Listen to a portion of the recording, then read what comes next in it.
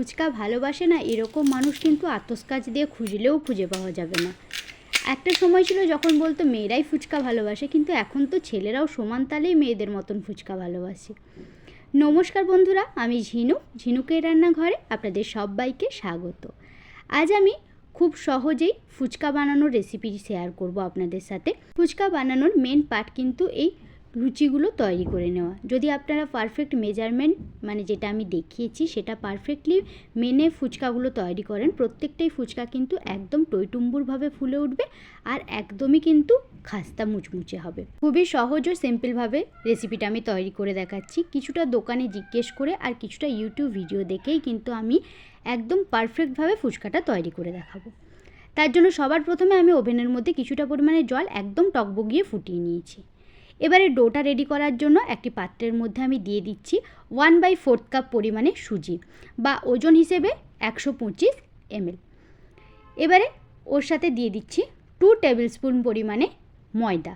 ব্যাস, এর সাথে আমি আর কিছুই দেব না। অনেকে লবণ, বেকিং সোডা এগুলো ব্যবহার করেন, কিন্তু আমি আর কোনো কিছুই ব্যবহার করব না।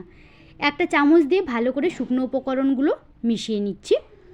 পারফেক্ট মেজারমেন্ট মেপে যদি আপনারা তৈরি করেন সেক্ষেত্রে কিন্তু প্রত্যেকটা ফুচকা একদম টইটুম্বুর ফুলে উঠবে। নিয়ে নিচ্ছি 1/4 কাপ বা 60 ml পরিমাণে জল। যে গরম জলটা আমি করে রেখেছিলাম সেই ফুটন্ত গরম জলটা এখানে ব্যবহার করলাম। যেহেতু এটা এখন খুবই গরম আছে, চামচ দিয়ে ভালো করে প্রথমে মিশিয়ে নিচ্ছি। যখন হাত ছোঁয়া গরম হবে, মানে ছোঁয়া যাবে সেই রকম পর্যায়ে যখন আসবে, হাত দিয়ে খুব ভালো করে ঠেসে নিয়ে একটা শক্ত ডো এখানে তৈরি করব। যদি আপনারা মেজারিং মেপে তৈরি করেন কিন্তু ফুচকাগুলো খুবই সুন্দর ফুলে উঠবে। এখন ঢাকা দিয়ে রেস্টে দেবো 10 মিনিটের জন্য।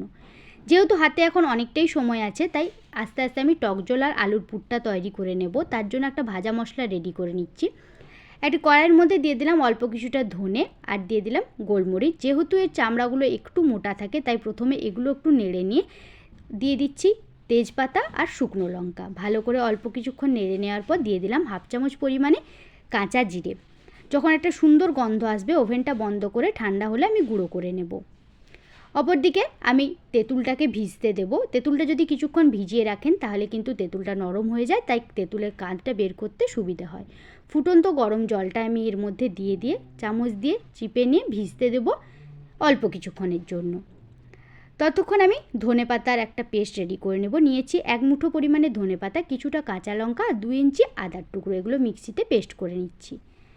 তেঁতুলটা কিছুক্ষণ ভিজে থাকার কারণে দেখুন অনেকটাই পরিমাণে নরম হয়ে গেছে।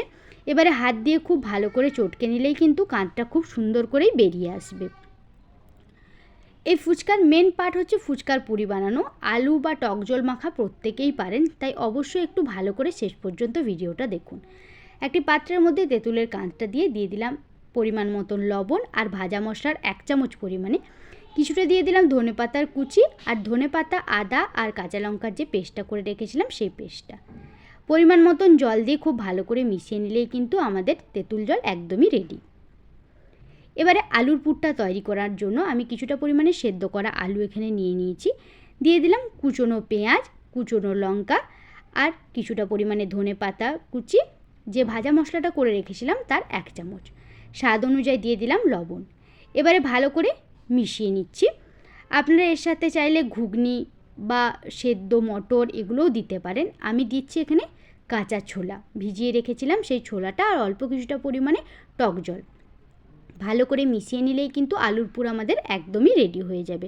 খুব সিম্পলভাবেই আমি আলুর পুরটা এখানে তৈরি করে নিলাম। এবারে এটাকে সাইডে রেখে মেন কাজ, যে ডোটা আমি রেডি করে রেখেছিলাম, সুজি থাকার কারণে জলটা অনেকটাই শুষে নিয়ে আরও শক্ত হয়ে গেছে। হাত দিয়ে একটুক্ষণ ভালো করে ঠেসে নিয়ে ছোট্ট ছোট্ট করে লেচি কেটে নেব। লুচি বানানোর জন্য যেরকম লেচি করি তার থেকেও কিন্তু ছোট করে লেচি এখানে আমি গড়ে নিচ্ছি। সবকটা লেচি কাটা হয়ে গেলে হাত দিয়ে এইভাবে আমি গোল গোল শেপ নিয়ে নিচ্ছি। এবারে সবকটা শেপ দেওয়া হয়ে গেলে অল্প কিছুটা পরিমাণে ছড়িয়ে দিচ্ছি ওপর থেকে গুঁড়ো ময়দা। ময়দা ছড়িয়ে দিলে কিন্তু লুচিগুলো খুব সুন্দর করে ফুলে উঠবে আর বেলার সময়ও সুবিধা হবে। এবারে আমি কিচেন স্ল্যাবের ওপরে একটা নতুন সুতির গামছা এখানে পেতে দিলাম। আপনারা চাইলে কিচেন টাওয়েলও ব্যবহার করতে পারেন। আমি কোনো রকম ভিজে গামছা এখানে ব্যবহার করিনি, নর্মাল শুকনো গামছাই কিন্তু আমি এখানে পেতে নিয়েছি। এবারে একটা লেচি নিয়ে খুব পাতলা শেপ করে বেলে নিচ্ছি। আপনাদের বোঝানোর সুবিধার্থে বলে রাখি, 1 টাকার কয়েনের যে থিকনেসটা থাকে সেই রকম মাপের করেই কিন্তু আমি লুচিগুলো এখানে বেলে নিচ্ছি। আপনারা চাইলে বড় লেচি কেটেও গ্লাস দিয়ে কেটে নিতে পারেন, কিন্তু এইভাবে যদি বেলে করেন সেক্ষেত্রে কিন্তু খুবই ভালো হয়। গ্লাস দিয়ে কাটলে কিন্তু সাইডের অংশটা একটু মোটা থেকে যায়, তাই এইভাবে চেষ্টা করবেন বেলে করে নেওয়ার। সব কটা এখানে বেলে আমি রেডি করে নিয়েছি। এবারে ওভেনের মধ্যে কড়াই বসিয়ে তেলটাকে একদম ধোঁয়া ওঠা গরম করে নিয়ে যে লেচিটা আমি আগে তৈরি করে রেখেছিলাম সেটাই কিন্তু প্রথমে দিলাম, আর নিচের দিকটা কিন্তু তেলের ওপরেই দিয়েছি। এইভাবে যদি প্রত্যেকটা কথা মেনে আপনারা তৈরি করেন, প্রত্যেকটাই ফুচকা কিন্তু একদম পারফেক্টলি ফুলে উঠবে। দেখুন, যতবারই আমি ফুচকাগুলো দিচ্ছি হাত সরাতে না সরাতেই কিন্তু একদম টইটুম্বুরভাবে ফুলে উঠছে, খুবই ক্রিস্পি হয়। একবার বাড়িতে অবশ্যই এই নিয়মগুলো মেনে যদি আপনারা তৈরি করেন, প্রত্যেকটাই ফুচকা কিন্তু এইভাবেই সুন্দর ফুলে উঠবে। সব কটা ফুচকা আমি রেডি করে নিয়েছি। এবারে একবার সাউন্ডটা আপনাদেরকে শুনিয়ে দিচ্ছি ঠিক কতটা পরিমাণে খাস্তা হয়েছে।